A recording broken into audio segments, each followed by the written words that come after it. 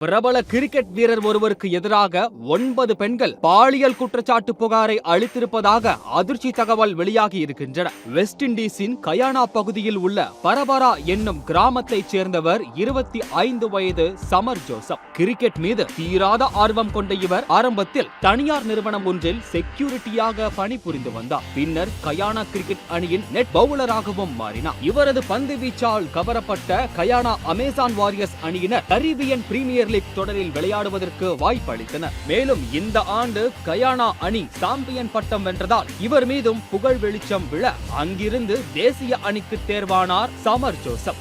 இந்த நிலையில்தான் கடந்த 2024ஆம் ஆண்டு கப்பாவில் வைத்து ஆஸ்திரேலியாவை வெஸ்ட் இண்டீஸ் அணி வீழ்த்தியது. 27 ஆண்டுகளுக்கு பிறகு ஆஸ்திரேலியாவை அவர்களது சொந்த மண்ணில் வைத்து வெஸ்ட் இண்டீஸ் அணி வீழ்த்திட சமர் ஜோசப்பின் அபார பந்து வீச்சுதான் இதற்கு முக்கிய காரணம் என பேசப்பட்டது. இதனையடுத்து ஒரே நாளில் சமர் ஜோசப் உலகம் அறிந்த ஹீரோவாக உருமாறினார். தற்போது வெஸ்ட் இண்டீஸுக்கு சுற்றுப்பயணம் மேற்கொண்டு உள்ள ஆஸ்திரேலிய கிரிக்கெட் அணி 3 டெஸ்ட் 5 T20 போட்டிகள் கொண்ட தொடரில் விளையாடி வருகிறது. ஜூன் 25ஆம் தேதி தொடங்கிய முதல் டெஸ்ட் போட்டியில் வெஸ்ட் இண்டீஸை வீழ்த்தி டெஸ்ட் தொடரில் 1-0 என்ற கணக்கில் ஆஸ்திரேலியா முன்னிலை வகிக்கிறது. 2 இன்னிங்ஸிலும் சேர்த்து சுமார் 9 விக்கெட்டுகளை வீழ்த்தியிருக்கிறார் சமர் ஜோசப். இரண்டாவது டெஸ்ட் போட்டி ஜூலை 3ஆம் தேதி தொடங்குகிறது. இந்த நிலையில்தான் சமர் ஜோசப்புக்கு எதிராக சிறுமி உட்பட 11 பெண்கள் பாலியல் வன்கொடுமை புகார் அளித்து உள்ளதாக பரபரப்பு தகவல்கள் வெளியாகி உள்ளன. அதிலும் குறிப்பாக மான்ஸ்டர் இன் மரூன் என்ற தலைப்பில் கண்ணாவில் உள்ள